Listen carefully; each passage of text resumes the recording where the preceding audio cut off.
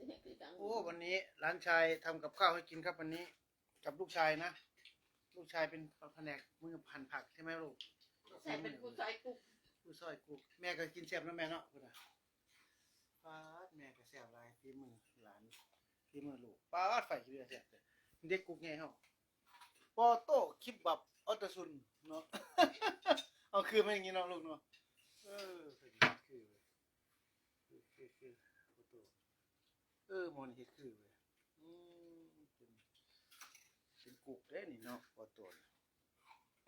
เก่งอยู่ในร้านไทยค่ะ เนาะนี่คิบบับพี่น้องคิบบับออตซุน ไม่ใส่เสื้อตัวป้าซื้อให้เมื่อวาน ครับครับผ